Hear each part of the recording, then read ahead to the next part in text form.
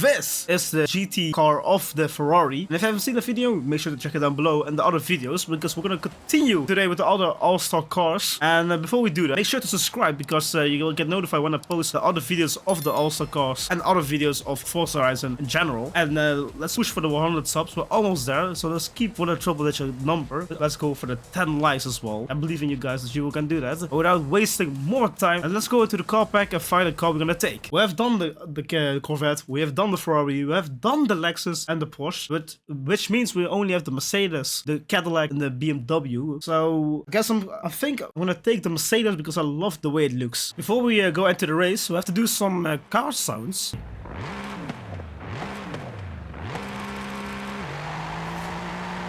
That car sounds magnificent, like the other cars. So let's go into the race and see how it's gonna stack up to the other All-Star cars. So if you don't know how I'm doing these showcases, I will do 3 races. One with the car stock, one off-road, and one max out race to see how they are stacking up to each other. And I will make a ranking at the end of the 7th video, which car I like the most.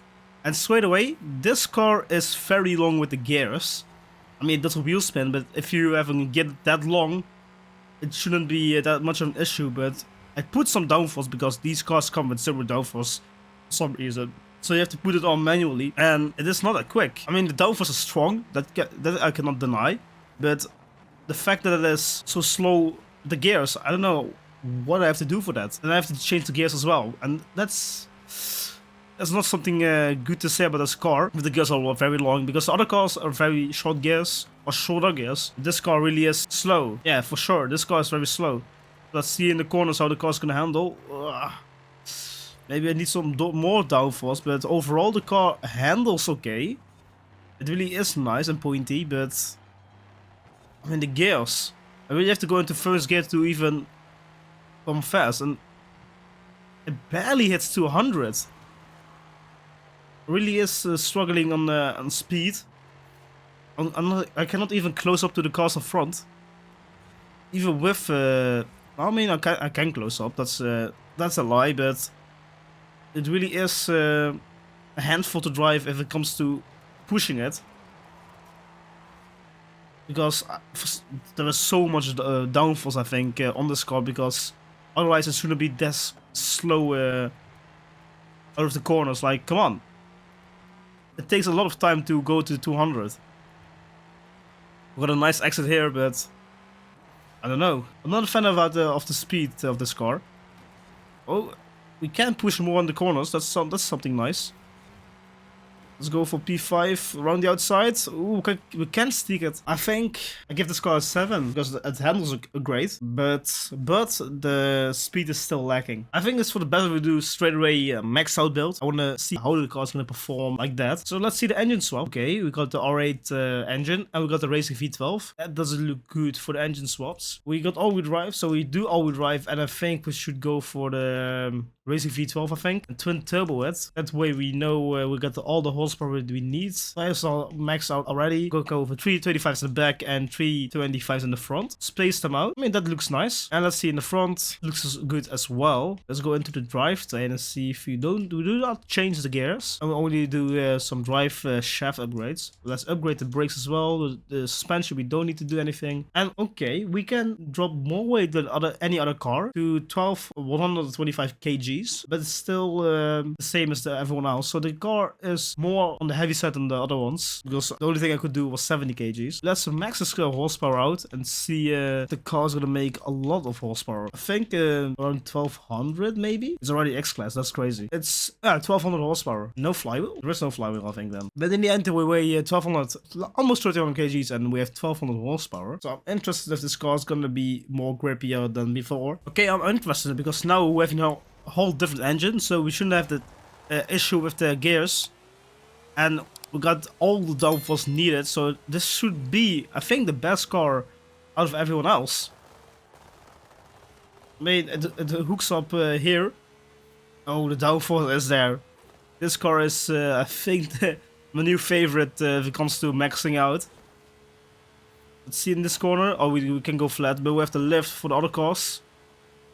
But how late can we go on the brakes? We can go very late. We'll have to downshift a bit. Come on the outside. We do get him on the outside. And straight away, this car Maxed out, 9.5, easy. It really hooks up. There's not that much. Oh, that's me driving horribly. What I was trying to say was this car really has the grip that you need. Downforce is there. This car is great. Look at this. It just points. Can we go flat here? Barely flat. I almost died.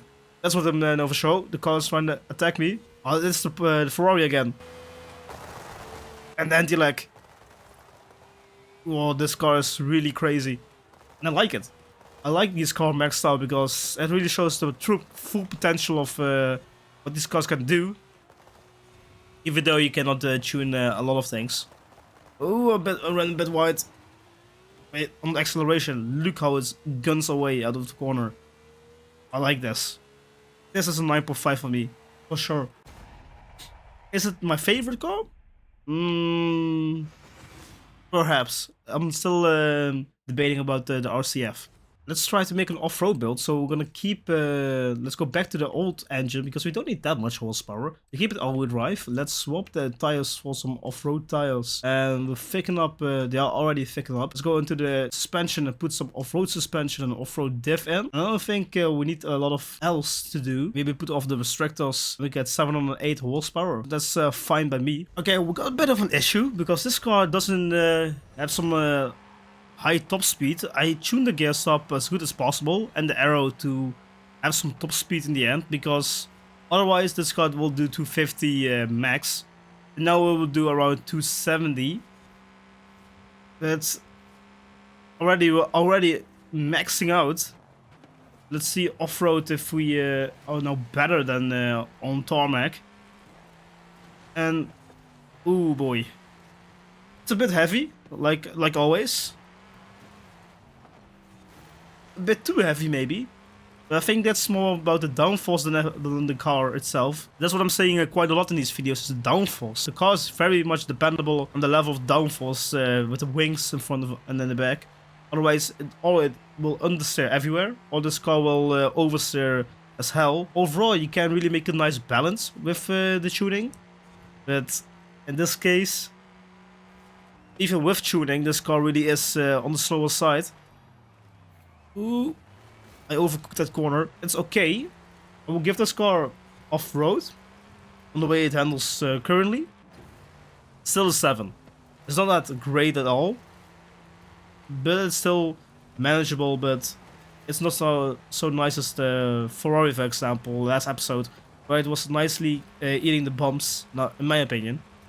If it was really taking bumps nicely, I don't know, but I could handle it. But in this car, it really is a handful. But still, it's manageable. So that's why I'm giving it a 7. And overall, for now, it's around an 8, I think. If the math does add up. I don't think it is, but who cares about real numbers? And on road, I mean, it's fast. But I hate it. This is still dependable on the downforce levels of the wings. And now it's time to drift this car. So let's go on to the drift tires. Pretty much everything else is okay. The only thing we need to do is some drift suspension, drift diff. And besides that, well, good to go. Oh, we need more power. So let's go back to the other engine of the Racing V12 and twin turbo that thing. Do I have to pay again for the twin turbos? I didn't know I had to do that. That's a shame if I really have to do that. All right, in front of us is the drift zone. We have to get 150 at least. Perhaps we can even beat my PB of 180. But I don't think this car is up for the task. But who knows? Maybe it will show its true colors in drifting. I mean, it drifts off-road. But come on. I have high hopes for this car. If it's gonna shine, I think it's gonna shine in the drift zone. And as far as now, it's very planted. Very nice angle as well. Oh, a bit overcooking it, but still keeping it. I'm already at 150. That's 160, 170. Let's go for 180, 182. Is it a high score? It is a high score. I'm not gonna try it again. It was like pure luck for some reason. So this was the AMG GT3 car of the Allstar pack. If you enjoyed today's video, make sure to like and subscribe. We're almost at the 100 subs, so let's push for that number and let's get to 10 likes as well. Next episode is gonna be either the BMW or the Cadillac, and then it's the end of this car pack. And overall, I like the car. They're really fun, but it's 10 euros, so we're still debating on if it's really worth it. But that's something for the next episode. I want to thank you for watching today's video, and till next time, guys, goodbye.